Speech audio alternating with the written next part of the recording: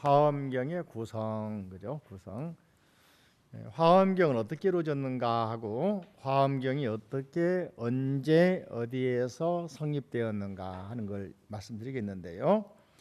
화엄경 구성 그러면은 화엄경은 역사적이고 사상적인 배경 또는 경전을 논하고 있는 주석한 그런 선학들이 생각과 삶이 녹아들어 볼 수 있는데, 하나 넘겨 보시면은 화엄경에는 이제 크게 네 가지가 있다. 그런데 우리 한자로 된 경전은 세 가지가 있고 하나는 티베트어로 된 경전이 있어요. 근데 티베트 경전은 우리에게 잘 전해지지 않고 있고 읽혀지지 않고 있고, 몇 년 전에 티베트 쪽에서 보내온 티베트 대장경이 동국대도서관에 한 질이 있고, 또 동국대학교 경주 캠퍼스에 티베트 불교문화 연구소가 만들어진 건 사실인데 아직 연구가 안 되고 있습니다, 우리나라에서는. 그런데 일본의 학자들 가운데 몇몇 학자들이 연구를 해가지고 티베트 장경 속에 화엄경이 있다는 확인을 했어요. 근데 그 화엄경 내용이 이름도 조금 다르지만은 분량도 좀 다른 게 있습니다. 그래서 한번 보시면서 티베트 장경 내용은 우리가 많이 알 수가 없고 단지 이름하고 몇 가지 품인가는 알 수 있습니다. 가장 오래된 화엄경은 36쪽에 나온 것처럼 따라할까요? 대방광불 화엄경 34품 60권, 약창계 독송에서 보면 39품 원만교 그랬죠. 그럼 이것은 60권 화엄경이 아니고 다음에 나오는 80권 화엄경이라 알 수가 있겠지. 약창계 내용 그러니까 초기에 연구된 번역된 60권 화엄경이 아니고 나중에 번역된 80권 화엄경 중심으로 6664 급여 3 1 11 1 역부 1 하면서 세주미엄 하면서 마지막에 39품 원만교, 풍성차경 신수지, 초발심시 변정가, 안자여시국토의 심영 비로자나불, 이거의 내용이 다음에 나오는 80권 화엄경을 중심으로 그 약창계 노래가 만들어졌다. 왜냐하면 60권 화엄경은 몇 품? 34품, 그죠? 권수도 60권. 이 경전이 기본적으로 서력으로 420년경에 중국에서 번역이 됩니다. 우리나라로 말하면은 고구려 시대에 광개토 대왕 시절하고 연결될 겁니다. 우리나라가 불교가 고구려 때 372년 소수림왕 때 들어왔잖아요. 소수림왕 때에 자손이 없어가지고 자기 큰 집의 아들이었던 광개토 대왕에게 이제 왕권이 넘어가면서 나라가 커지잖아요. 그 시절입니다. 그러니까 우리나라 불교 들어온 지 얼마 안 됐을 때야. 그때 중국에서는 동진이란 나라, 동진이란 나라에서 번역이 되는데, 이때 인도에서 또는 서역 지방에서 대단한 능력이 있던 분 가운데 따라할까요? 불타발타라. 이제 인도 말로는 붓다 부하다라인데 우리가 한자로는 불타발타라고 의미를 읽습니다. 그죠? 인도 말로는 붓다 부하다라. 붓다는 부처님이잖아요. 부하다라. 부처님은 깨달은 분이죠. 붓다는, 그래서 한자로는 깨달을 각자 쓰고 번역하면은 부하다라는 현자 할 때 현, 그래서 각현이라고 번역을 해요. 근데 많은 경우에 인도 발음을 한자로 그냥 불러가지고 불타발타라라고 많이 부릅니다. 이분이 저를 보세요. 인도에서 말이죠. 경이 가장 많이 들어올 때가 이제 동진시대 이때 많이 들어옵니다. 많이 들어와가지고 1차로 굉장히 많은 양이 번역이 되는데, 우리가 금강경 공부할 때 유마경 공부를 배웠던 쿠마라지바 스님이 390년경, 420년 요 사이에 인도에서 서역에서 중국으로 오셔가지고 경을 번역을 쫙 합니다. 우리가 알고 있는 금강경도 그분이 번역했죠. 법화경도 했죠. 유마경도 했죠. 대지도론도 했죠. 중론, 백론, 12문론도 했죠. 아미타경도 했죠. 아무튼 수많은 번역했거든요. 그분이 오셔가 번역할 때가 일종의 1차적으로 중국의 불교가 많이 번창하고 그렇게 요즘 말로 하면은 사람들이 즐겨 찾기 시작한 겁니다. 도서관에 가면은 일반 역사책보다는 불교책을 많이 원한단 말이에요. 그러니까 번역을 하는 거예요. 각 지역에서. 그래서 불타발타라 스님도 그 시대에 중국에서 인도에서 중국으로 오시는데 인도라기보다는 서역지방 살았다고 그러는데요. 이분이 살았던 성 이름이 야가리성이에요. 야가리성. 이분이 이제 아버지도 할아버지 때부터도 독실한 불자였다고 그럽니다. 이 서역지방의 말이 당시에는 고창국, 쿠자라를지 또는 뭡니까 다양한 나라들이 있었는데 케빈국도 있었는데 카시미르 지방. 근데 워낙에 뛰어난 성자이기 때문에 중국 스님 가운데 당시 유학생이 있었어요. 인도 유학생들이. 우리가 알고 있는 당나라 때 현장법사 말고 그때는 600년 때잖아, 그죠? 훨씬 예전에도 법현 스님이랄지 유학자가 많이 있었어요. 가장 먼저 이 중국인으로서 인도에 유학 간 사람은 안세고라는 사람입니다. 200년경에 200 몇십 년경에 그 사람은 이제 중앙아시아 쪽에 왕자 출신인데 왕위를 계승하지 않고 출가해 가지고는 서역지방으로 불교를 구하러 한 거예요. 유학을 쉽게 말하면 유학 가 가지고 수많은 경전을 모집해서 중국으로 보내주고 당시는 중국에 못 돌아오고 돌아가시거든요. 그런 분들이 소위 말하면 구법 여행, 유학, 목숨 걸고 외국으로 유학 가는 원류가 되는 거죠. 중국에서 이따 400년경에 지범령이라는 스님, 지범령 이름 세자죠, 그죠? 그 스님이 서역 지방으로 유학을 갑니다. 갔는데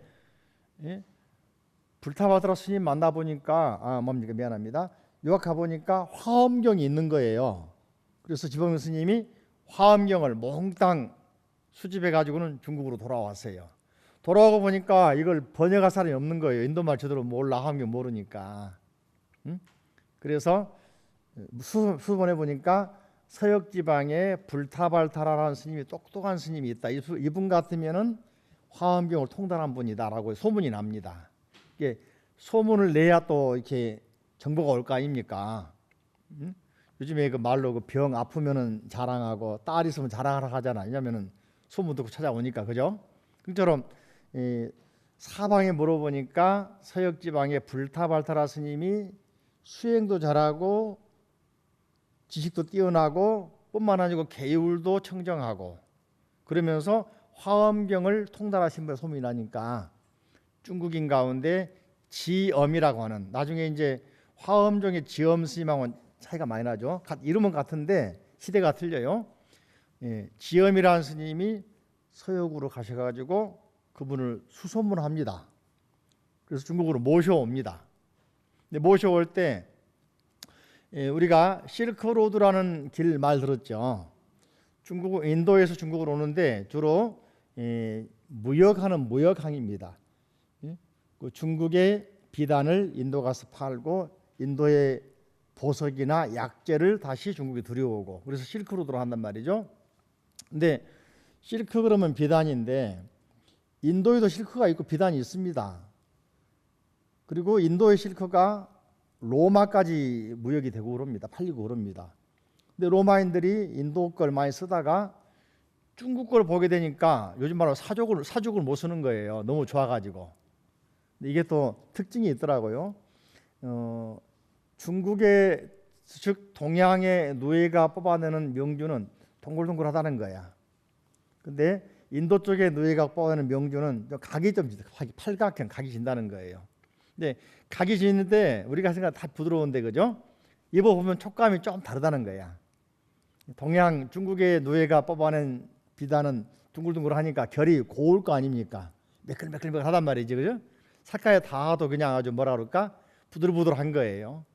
로마 사람들이 이걸 보면은 그냥 금 한 평 이만큼 하고 비단 이러고 바꿔줬다는 거예요. 쉽게 말하면 고부가가치가 있다, 그죠? 그래서 이제 인도 사람들이 중국에 비단 구하러 온 겁니다. 응? 그 실크로드라는 것이 실크로드의 그 비단길이 우리가 알기 쉽 비단길이지 목숨을 걸고 오는 길이고 길게는 몇 개월이 걸려 왕복하는데 사막을 지나가잖아요. 그 내용 가지고 드라마틱하게 전개한 내용이 서유기란 손오공이 나오는 그 소설 있죠, 그죠? 이게 이제 기본적으로는 삼장서 현장 스님이 수나라 때 인도 유학 가셔가지고 당나라 때 돌아오잖아요. 그분이 쓰신 기록이 있습니다. 대당서역기. 당나라 사람이 위대한 당나라 사람이 서역 인도 지방 가가지고 쓴 기행문 일기장. 이걸 기반으로 송나라 명나라 때 소설이 된 거거든요. 이게 우리가 영화 보면 원작이 있고 각색이 있잖아요. 그죠? 여러분 많이 보셨던 드라마 미생이라고 저는 봤죠. 그죠? 선덕여왕인가? 그것도 보면은 원작자 틀리고 드라마로 다시 만드는 각색이 틀리거든요. 서유기는 대당서역이라는 책을 재미있게 각색해 놓은 거란 말이지. 바로 그런 길이 비단길이고 목숨을 걸고, 그죠? 그래서 이런 말이 있죠. 사막의 한가운데 지나가는데 물이 없고 햇빛이 얼마나 뜨거운지 방향을 알려주는 나침반도 없고 이정표도 없단 말이죠. 오직 이정표는 뭐냐면은 사람이 죽어 지나간 뼈 묻어기가 이정표라고. 목숨 걸고 갔다 오는 거예요. 그죠? 나라를 수많은 나라 지나가죠. 문화가 틀리겠죠. 그 나라에 만약에 전쟁 나버리면 어떻습니까? 묶여버리고 잡혀가고. 그러니까 인도에서 중국 거기는 히말라야산을 넘어야 되고 청룡이라는 산맥도 넘어야 되고 타카라마칸 사막도 지나야 되고 그래서 걸어오는 길이 있는데 청룡을 중심으로 천산 그러거든. 남쪽으로 난 길이 있고 북쪽 난 길이 있고 천산 남로 북로 험하기 마찬가지겠지만은 그래도 이제 지역에 따라서 하는데 출발지가 장안에서 인도까지 인도의 장안 지금은 서안이죠 중국에. 근데 이제 여기 나오는 불타오라 스님은 육로로 안 오고 배로 왔습니다. 해로 바다로 오면 편하겠죠 그러는데 바닷길이라는 것은 바람이 안 불어도 배가 못 가는 거예요. 옛날 돛담배니까 적당히 불어줘야 되거든. 근데 바람 불면은 바람 타고 싹 오면 되는데 문제는 태풍을 만난다, 폭풍 만난다, 목숨 걸어야 되잖아, 그죠? 그래서 이분이 이제 동남아시아 쪽으로 해가지고 몇 번에 걸쳐가지고 죽을 고비 넘기면서 중국으로 오시는데 일화가 몇 가지가 있어요. 여기 책에 안 나와 있습니다. 이런 이야기들은 책에 나온 이야기 읽어보면 아니까 안 나온 이야기 해줘 재밌을 거 아니야, 그죠? 이 스님이 이제 그 뱃사공 그 무역선 장사하는 무역선이 있죠. 타고 다니거든요. 혼자 배를 못 탑니다. 왜냐하면은 그 먼 항해고 목숨 걸어야 되는데 주로 장사꾼들 배를 타고 이제 들어온단 말이에요. 무역선. 근데 무역선이 지금처럼 매일 몇 시간마다 출발한 게 아닙니다. 그죠?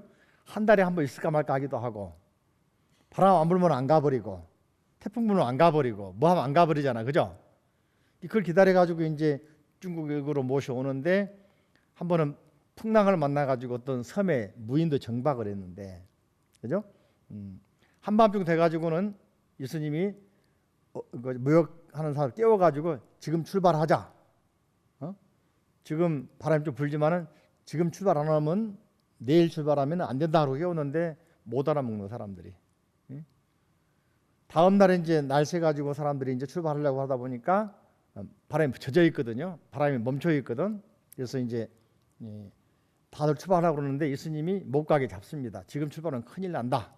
가지 말고 기다리라. 근데 그 중에 몇 개 배는 출발했는가 봐요. 하나 이 배는 출발하지 않고 얼마 안 가가지고 폭풍이 만나가지고 다 까봐져 버린 거예요. 그래서 이제 일설에는 불타오라 스님이 지혜가 있는 분이니까 신통까지 있다고 소문이 난 거죠. 천문도 본다 얘기지, 그죠?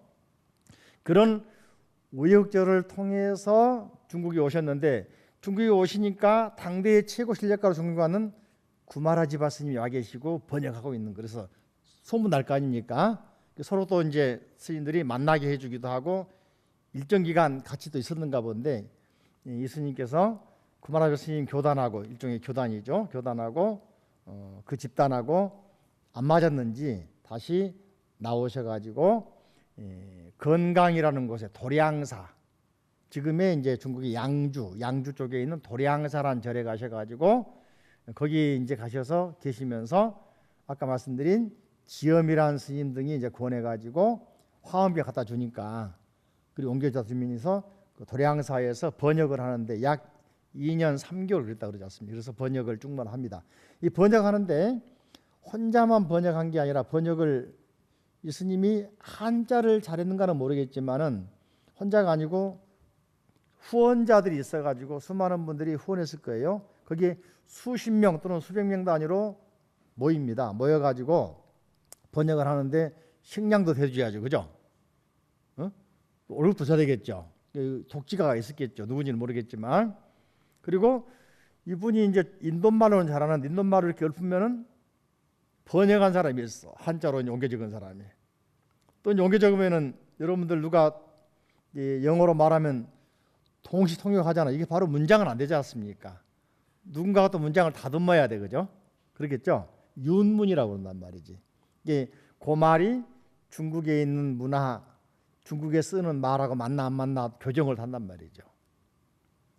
법업이랄지 이런 분들이 또 그걸 이제 하게 됩니다, 그죠? 그러면서 이제 법업이라는 스님이 그걸 교정을 하면서 여기에 대해 최초로 60권 화엄경이 번역되자마자 지귀라고 화엄경 지귀란 말은 가장 근본 뜻으로 돌아간다. 그러니까 중국인 가운데 최초로 화엄경 이해한 사람은 법업이라는 스님입니다. 이게 중국인 가운데 맨 처음으로 화엄경 60권 화엄경 번역되니까 그걸 교정하면서 그 내용을 이해해가지고 쉽게 말하면은 가장 중심 내용을 써놓은 책이 화엄경 지기. 근데 그 책이 안 남아 있어서 문제죠, 그죠? 있으면은 어떻게 이해나 알 수가 있는데, 그래서 중국인 최초로 화엄경 번역하자마자 이 화엄경 이해하신 분은 법업이라는 스님이다를 알 수가 있죠, 그죠? 그래서 이제 이 불타오드라 스님이 번역하고 나서 분량이 60권이니까 물론 지금처럼 여기는 60권 이런 게 아니고 이제 이때면 대하소설 태백 300 열 몇 권이죠. 양이 엄청 많죠, 그죠? 응? 또 뭐 박정희 토지 같은 것도 엄청 많잖아요. 이런 게 아니고 이 두루마리야. 창호이 뭡니까? 종이에 썼으니 벌써 두루 말아놓은 게 80개란 말인데 그게 꽤 양이 많죠. 그럼에도 불구하고 이 화엄경이 사람들이 옮겨 적어갑니다. 그러니까 내용이 좋으니까. 그래서 유행하게 됩니다. 조금 공부한 스님들이나 공부했던 불자들은 이 책을 서로 뺏겨가려고 애를 쓰는 거예요. 그래가지고 이제 당시에 글 뺏겨 쓴다는 건 첫째 문제는 뭡니까? 지식이 있어야 되고 더 큰 문제는 종이를 구하기 힘들겠죠. 또 불교를 알아야 되겠죠. 용어가 틀리니까. 화엄경 크게 보면은 4가지가 있는데 우리가 알고 있는 것은 주로 3가지. 60권 화엄경, 80권 화엄경, 40권 화엄경. 하나도 이제 잘 알려지지 않았지만은 티벳에 전해오고 있는 티벳 화엄경, 장역 화엄경, 그죠? 그다음에 이제 이런 걸 통해서 이제 알 수 있는 것들이 몇 가지 39페이지 뭐 첫째로는 그죠? 화엄경은 구성상 일치하지 않는다. 이게 40권 화엄, 60권, 80권 또 45품인 장역 화엄은 구성이 서로 다르죠, 그죠? 그런 말을 하고 있는 것이고 품명의 차이가 있다. 그리고 세 번째로는 39조 아래 보면 회처, 모임. 쉽게 말하면 60권 화엄경은 따라할까요? 7처 8회 7장소에서 8번 설한 것이고 80권 화엄경은 7처 9회. 그러니까 회처가 틀리죠, 그죠? 모임 장소는 7군데인데 60권 화엄경은 한 군데 빠져 있어. 광명각 보광명전이 한 빠져 있고 품도 몇 개 빠져 있고, 그죠? 그래서 7처 8회. 그런데 80권 화엄경은 7처 9회 이런 말이죠. 또 넘겨 보시면은 40쪽 가운데 보시 그 말 나와 있습니다, 그죠? 우리가 알고 있는 약창에 나와 있는 6664 급여 삶 있죠. 자, 따라할까요? 정멸도량 육품. 손가락을 딱 펴고 육자 육품 그죠? 그다음에 보강법당 육품, 도리천궁 육품, 야마천궁 네품, 도설천궁 세품, 타화자재천궁 한품, 보강법당 그다음에 11품, 보강법당 한품, 기원정사 서다림 한품. 그죠? 장소는 보강법당이 3번 들어있죠. 그러니까 정멸도량, 보강법당, 도리천, 야마천, 도솔천, 타화천, 그 다음에 서다림 7군데죠. 7군데에서 9번 법문을 설한 것이다. 이해되십니까? 근데 60권 화엄경은 나중에 11번 하고 있는 보강법당이 위에 타화천품으로 함유돼 버리거든. 그러니까 8번 했다. 장소는 7처다. 이렇게 되는 것이죠. 그 다음에 이제 41쪽을 보면 저를 보세요. 그죠? 화엄경이 처음부터 이렇게 확설했을까 하는데 우리 이제 일반적으로 오교판, 교판에서는 뭐라 하냐면 일반적으로 스님들이 말씀을 많이 하십니다. 또는 화엄경 아니라도 대승경 공부하신 분들이 부처님이 6년 고행하신 후에 고행을 그만두시고 니련선하에서 목욕하시고 유미죽을 드신 다음에 힘을 내가지고 붓다가야에 있는 보리수나마리를 가셨다. 보드가야, 붓다가야. 보리수나마리에 가셔가지고 7일 7야 동안 명상에 잠겼다. 그래서 음력으로 12월 8일 나보월 8일 그잖아요. 선도절 새벽에 별을 보고 견명성 그죠? 금성 샛별이죠. 샛별을 보고 깨달았다 그잖아요. 깨닫자마자 화엄경을 설했다 그러시거든요.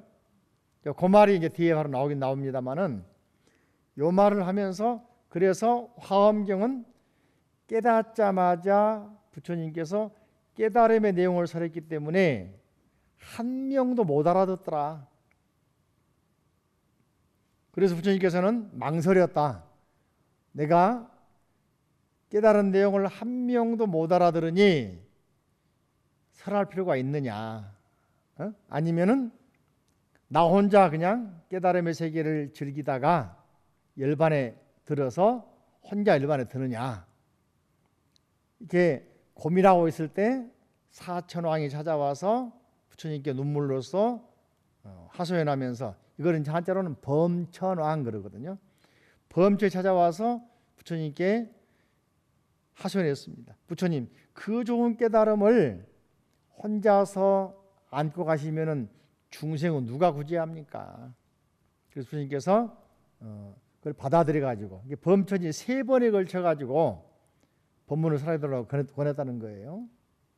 그래서 삼고초려가 그래서 나온 거예요. 삼고초려가 쉽게 말하면. 그래서 부처님께서 그 말을 듣고 그 말에 응해서 화엄경을 설했다. 못 알아들으니까 아함경을 설했다. 또 이제 아함경 쉽게 말하면 초기 불교죠, 그죠? 조금 이해가 되니까 이제 그 다음에 방등경, 대승경전을 설했다. 그러다가 대승경전의 핵심인 반야경을 설했다. 반야경은 22년간 설하신 거거든요. 가장 오랫동안 했다. 그러다가 이제 최상승 경전인 법화경, 열반경을 설했다. 전체 경전을 대장경을 5개의 시간으로 나눠서 오시교판이라고 해서 중국에 정의했단 말이죠. 그죠? 근데 이제 이걸 뭘 말하자면은 나중에 대승경전을 편집하는 과정에서 화엄경이 부처님이 설한 부처님의 세계를 설한 부처님의 길로 가는 길을 설한 화엄경이 가장 먼저 설했고 가장 방대하고 가장 최상승이라는 전제하에 그죠? 못 알아들으니까 누구나 알 수 있는 아함경을 설했다. 그리고 끌어당겨서 이제 중등 과정인 초등 유치부 지나서 이제 초등 과정인 대승경전인 방등경을 살았다. 방등이라면 대승 인문경, 대승의 인문경전 그런 말이거든요. 그러다가 이제 중고생 수준인 핵심 경전인 반야경을 설했다. 마지막에 이제 7년에 걸쳐 가지고 법화경과 열반경을 설했다. 이런 말 하신단 말이죠. 이건 뭘 말하느냐? 자, 부처님께서 깨달았고 나서 말이죠. 경을 설할 때 하엄경만 설하고 아함경만 설하고 이렇게 있지 않거든요. 여러분들 하루 종일 말하면서 오늘은 애기하고만 말하고 중학생하고만 말하고 이게 됩니까? 안 됩니까? 안 되죠. 나중에 중국에서 이제 인도의 경전이 들어오면서 번역을 하면서 이걸 도서관에 정리하다 보니까 화엄경 계통의 경전이 가장 그래도 부처님이 깨달은 가깝다 해서 화엄경시라고 한 거죠. 초기에 결한 경전들을 아함경류로 해가지고 이렇게 분류를 하죠. 방등경, 반야경, 법화열반경. 근데 아함경보다는 대승경전이 더 인기가 있고 중국에서는 그죠? 또 중국인들이 받아들이기 쉬웠어요. 초기에는 반야계통 경전, 삼론종에서 번역한 중론 또는 백론, 십인문론 이런 게 이제 철학적인 기반이 돼가지고 대승사상이 중국에 빵 들어와가지고 이해가 되니까 아함경보다는 그런 게 더 잘 읽히는 거예요. 그러다가 이제 중국의 고유사상이라 할지 노장사상이라 할지 유교라 할지 하고 부딪히면서 다양한 사상이 만들어집니다. 이런 과정에서 만들어낸 하나의 경전 분류하는 방식이란 말이죠. 특히 이 화엄경이나 법화열반경은 연구를 한 사람이 많이 생기면서 법화종, 천태종, 열반종, 종파가 만들어지잖아요. 이게 당신이 속해 있는 공부하고 있는 법화경, 천태종, 법화종, 열반경, 열반종 제일 멋지다 해야 될 거 아닙니까? 그죠? 화엄경 공화사 뭐라고 했습니까? 화엄경이 가장 더 멋지다 해야 될 거 아닙니까? 장사하신 분이 자기 브랜드가 꼴찌다 그러면 되겠습니까? 1등이라 해야 되겠습니까? 1등이라 해야 되겠습니까? 아니면 꼴등이라 해야 되겠습니까? 그래야 따라오죠. 쉽게 말하면 방패장사하고 창장사가 있어. 방패하고 창. 이걸 뭐라고 합니까? 모순 그잖아요. 창을 판 사람은 이 창은 못 뚫을 방패가 없다. 그래 팔릴 거 아니에요. 방패 장사는 뭐라고 합니까? 이 방패는 못 막을 창이 없다 해서 팔릴 거 아닙니까? 그걸 뭐라고 그래? 모순 그러죠. 우산 장사 아들을 둔 사람하고 남학신 장사 아들을 둔 사람하고 두 엄마가 있어. 가물면은 우산 장사 아들을 둔 아들이 걱정이고 비가 많이 오면 남학신 장사하는 아들이 걱정이야. 그래요, 안 그래요? 그죠? 그러니까 이게 모순이란 말이죠. 바꿔 말하면은 그런 것처럼 이 동아시아 즉 중국 한자 경전 문화권에서는 아함경보다는 화엄경이나 반야경이나 법화열반경 즉 대승경이 훨씬 인기가 있었단 말이죠. 그러다 보니까 자기들이 연구하고 있는 경전 또 믿고 있는 경전 내용 사상이 훨씬 우월하다는 걸 내세우기 위해서 교판이라는 걸 내세워가지고 이렇게 순서를 정해서 내가 믿고 있는, 내가 읽고 있는, 내가 하고 있는 신행생활, 읽고 있는 경전, 속한 종파가 최고다. 이렇게 해야만이 어때? 홍보가 되고 따라올 거 아닙니까? 아셨죠? 그게 바로 중국에서 만들어진 교판이다. 인도에 없는 거다. 그죠? 그런 의미에서 화엄경을 최상승 경전이라고 했다. 또 이제 화엄경을 통해서 지금 우리가 이제 공부하러 오셨는데 화엄경이 자 보세요. 도서관 속에 처박혀 있으면 화엄경이 일반 국민과 서민과 불자와 가까워지겠습니까? 멀어지겠습니까? 골동품처럼 처박아 놓고 아무도 공부를 않고 공부해도 실생활 도움이 안 돼. 그러면 안 되겠죠. 그죠? 화엄경이 아무리 어려워도 사상이 방대하고 깊이가 있어도 어때요? 그걸 누군가가 끄집어내 가지고 일반 사람과 또는 우리 민중과 그 시대 사람들과 교류하고 교감이 돼서 활용을 했을 때 가치가 있겠죠.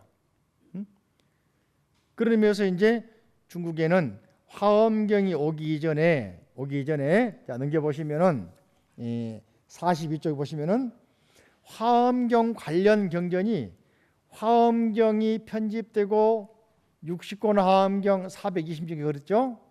420 동진시대로 그보다 훨씬 이전에 심지어는 200~300년 이전에 화엄경과 유사한 또는 한 개의 품, 두 개의 품, 세 개의 품에 해당하는 경전이 중국에 들어옵니다. 그러니까 저를 보세요. 서력으로 150년, 200년경, 250년경에 이미 화엄경 일부 품에 해당하는 품들이 중국에 들어와서 읽혔어요. 이쪽에 있는 품 일부 읽다 보니까 사람들이 어떻습니까? 다른 품도 있겠구나. 궁금할까 궁금하지 않을까? 그러다 보니까 그죠? 여러 개의 품을 맞춰 보니까 부족하다. 그래서 거기 있는 번번을 다 갖다 볼 수는 없을까? 실제로 화엄경이 80권 가운데 전체가 아니고 10지품하고 입법기품은 범어 남아 있습니다. 원전이 남아 있어요. 그래서 기본적으로는 10지품, 보살 10지에 대해서 보살 행에 쓴 10지품의 내용과 마지막에 나오는 입법계품, 간다비화 내용을 중심으로 해가지고 여기 나와 있는 도사경, 보살 번호경, 보살 십주경, 십주단결경, 십주경, 5번 십주경 밑줄치고 십지경이에요. 십지경, 십지, 십주 같이 쓰는 말입니다. 또 전비일체경, 그죠? 등목보살경, 열애흥현경, 도세경, 열애성기 미밀장경, 마라가경 이런 것들이 포함되면서 60권 화엄경, 즉 대본 화엄경, 큰 분량을 가진 화엄경으로 발달했다, 편집이 됐다 봅니다. 그래서 일설의 학자들은 말이죠, 이런 다양한 경전들이 인도에 이미 번본이 있었고 또 일부는 중국에 돌아가지고 하나하나 따로따로 번역이 돼가지고 이렇게 유행을 했는데 3세기경 200년대 3세기경에 코탄에서 이게 하나로 모아져서 수집한 사람이 있었다. 일부러 수집한 사람. 이렇게 해서 이제 중국의 중앙아시아에서 모아진 화엄경류를 이렇게 모아놓은 그룹이 있었단 말이죠. 근데 중앙아시아에 이게 당시에 이제 코탄 지방에는 왕도 국왕 뭡니까 불자고 말이죠. 그때 기록에 의하면은 부처님 오신다는 행사를 보름간 전국의 절에서 불공도 하고 당시에 왕신사 절은 말이죠. 큰 탑이 있는데 기록이 있습니다. 불탑 높이가 70m. 400년대 3세기 4세기에 왕신사 절은 말이죠. 불탑이 70m 높이라니까. 거기에 불 켜면 다 비치다는 거예요. 근데 그 나라 사막에 있는 그런 나라가 어떻게 살았냐? 거기는 거점 무역지대입니다. 인도에서 물건 가지고 오면은 코탄에 멈춰 가지고 중간에서 받아 팔기도 하고 인도인들이 중간에 돌아가기도 하겠죠. 또 중국에 살아온 사람 중간에 만나 가지고 교역해준 소위 말하는 거점 무역지대라서 그래. 무역을 통해서 살고도 거기는 가장 많이 나는 게 광석, 백옥, 황옥, 청옥, 옥이 많이 나는 노래. 나중에 이제 전에 말씀드린 일이 있습니다만은 구마라지바 스님이 왕자 출신인데 친척 출신인데 나라가 망하면서 그 나라의 보석이 강탈당했다. 말씀만 기억이 나지요. 같은 나라니까. 그래서 그 이후로 이제 그런 게 전쟁에 의해서 나라가 이제 바뀌면서 이슬람으로 바뀌어버린다마는 당시만 해도 3세기 4세기만 해도 코탄 서역 지방은 불교적인 나라였고 불심으로 나라가 운영이 돼 있고 또 거점 무역한 상업도시야. 상업도시. 그런 게 이제 알 수 있는 것이 도낭석굴 중심으로 천불동석굴 있지 않습니까? 전부 다 당시에 그런 수행처고 기도처잖아요. 그죠? 거기에 있던 경전들을 지범령이라는 스님이 돈을 줬는지 아니면은 가서 공부했는지 모르겠어요. 싹 가지고 중국으로 모시고 왔다. 그걸 아까 말씀드린 불타와타라 스님 모셔와 가지고 번역하게 만들었다. 그러니까 화엄경이 한꺼번에 딱 만들어진 게 아니고, 그러면 또 한 가지 생각할 수 있는 게, 그러면 부처님은 BC 500년경 부처님이신데 부처님이 직접 말씀하신 경전이 아니네요. 맞습니다. 직접 말씀한 화엄경이 아닙니다. 대승경전은 가장 초기에 말한 경전하고는 내용이 많이 다릅니다. 그 이제 시간이 지나면서 경전이 이렇게 하나하나 조금씩 이렇게 쌓이게 되고 각색이 됩니다. 드라마틱하게 만들어집니다. 법화경 보면은 사막 이야기 많이 나와요. 화성유품. 장사꾼들이 사막에 막 장사로 가는데 목이 말라가지고 다 죽어가려고 그러는데 그 중에 지혜 있는 상이 난 사람이 뭐라고 하냐면은 저기 성이 보이지 않느냐. 요즘 말하면 이제 가짜로 변화한 성을 보여주면서, 그죠? 저기 성에 가면은 포도주가 있고 포도 생각하면 신맛이 나죠. 침이 나올까 안 나올까? 그러니까 목마르서 침이 나오니까 목마름을 해소할 수 있는 거예요. 가까이 있다 그러니까 피곤해 죽겠는데 가까이 있다 그러니까 조금 힘내자. 그러니까 힘을 낼 거 아닙니까? 가보니까 성이 없어.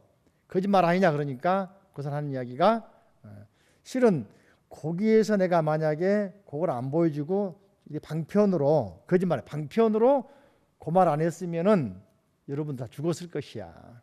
근데 그때 우리가 방편으로 이야기를 해서 여러분 여기가 얕지 않느냐? 정말로 조금만 더 노력하면 바로 다음 지나가면은 성이 나온다 하면서 화성에 비유한, 변화한 성에 비유한 등이 나오죠, 그죠? 그런 것처럼 경전이 자꾸 이렇게 쌓입니다. 이렇게 쌓여가지고 대승불교가 기원전 150년에서 3세기까지가 대승불교가 만든 시대입니다. 부파불교 비판하면서 만들어지거든요.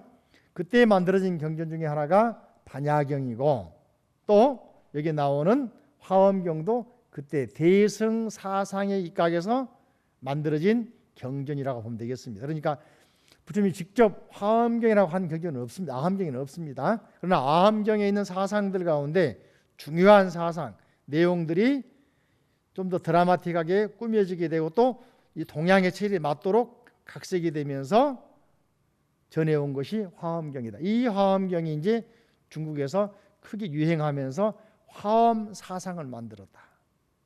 그리고 이제 특히 여기 주목할 거 한 가지 더, 42쪽 보시면 다섯 번째 십주경 있죠. 십주경은 일종 십지경인데 같은 말인데, 번역한 사람이 쿠마라제 바스님 아닙니까? 이분이 십지경을 번역함으로 해서 중국에 보살 십지 사상을 연구하는 지론종, 지론종이 만들어집니다. 그래서 십지 내용이 너무 좋아가지고 십지 보살 단계를 연구하는, 집중 연구하는 학파가 만들어져요. 그룹이 만들어져요. 그래서 몇 대를 이어갑니다. 몇십 년 이어갑니다. 그러다가 화엄경이 번역되니까 이 팀들이 화엄종으로 편입이 되어버립니다. 그래서 이 연구 그룹들이 화엄경 만나게 되면서 소위 물을 맞는 용처럼 말이죠. 십지 사상이 깊어지고 심화되면서 보살행으로 발전해서 나중에는 화엄종을 만드는 그룹으로 발전하게 되는 것입니다. 여기까지. 자, 간단하게 말하면 또 이제 한국 전래 이야기는 생략하도록 하고, 다음 시간에는 이제 화엄경에 대해서 교재로 보시면은 화엄경에 대해서 공부하겠습니다. 합장하시고, 자, 부처님 감사합니다.